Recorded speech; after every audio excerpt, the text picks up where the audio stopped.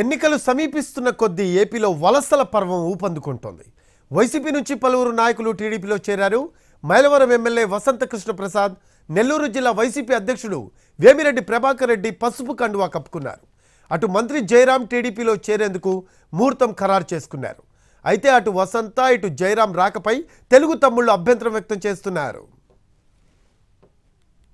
ఎన్నికలు దగ్గర పడుతున్న కొద్దీ ఏపీలో వలసలు ఊపందుకుంటున్నాయి. టీడీపీ నుంచి వైసీపీకి, వైసీపీ నుంచి టీడీపీకి నాయకులు జంప్ అవుతున్నారు.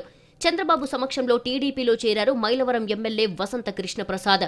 హైదరాబాద్లోని చంద్రబాబు నివాసంలో టీడీపీ కండువా కప్పుకున్నారు. మైలవరం నియోజకవర్గ అభివృద్ధి కోసమే టీడీపీలో చేరుతున్నట్లు చెప్పారు వసంత కృష్ణ ప్రసాద్.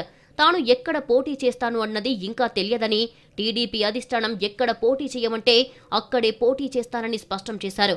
మైలవరమా లేకపోతే ఇంకొకటి అనేది పార్టీ అధినాయకత్వ నిర్ణయం మేరకు నేను కట్టుబడి ఉంటాను.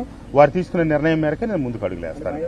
పార్టీ ఎక్కడా వద్దు, నువ్వు పార్టీకి పనిచేయంటే కూడా నేను పూర్తి 100% సంసిద్ధంగా ఉన్నాను. నాకు కావాల్సిందల్లా ఆంధ్రప్రదేశ్ అభివృద్ధి చెందటం, యువతకి ఉద్యోగ అవకాశాలు రావటం, ఇదే ప్రధానం. వసంత కృష్ణ ప్రసాద్ టీడీపీలో చేరికను వ్యతిరేకిస్తూ మైలవరంలో కొందరు ఫ్లెక్సీలు తగలబెట్టారు. వసంత రాకను దేవినేని ఉమావర్గం గట్టిగా వ్యతిరేకిస్తోంది. ఉమా బహిరంగంగానే ఇటీవల విమర్శలు గుప్పించారు. ఇంతలోనే వసంత ఫ్లెక్సీలను తగలబెట్టడం చర్చకు దారితీసింది. నెల్లూరు జిల్లా వైసీపీ అధ్యక్షుడు వేమిరెడ్డి ప్రభాకర్ రెడ్డి తన కుటుంబ సభ్యులతో కలిసి టీడీపీలో చేరారు. రా కదలిరా సభ కోసం చంద్రబాబు నెల్లూరుకు వచ్చారు. వేమిరెడ్డి ప్రభాకర్ రెడ్డి, ఆయన అర్ధాంగి వేమిరెడ్డి ప్రశాంతిలకు చంద్రబాబు పసుపు కండువా కప్పి పార్టీలోకి ఆహ్వానించారు. అటు మంత్రి జయరాం టీడీపీలో చేరేందుకు ముహూర్తం ఖరారు చేసుకున్నారు. ఈ నెల 5న చంద్రబాబు సమక్షంలో టీడీపీలో చేరనున్నారు. టీడీపీ నుంచి గుంతకల్లు సీటు ఖాయం చేశారని ప్రచారం జరుగుతోంది.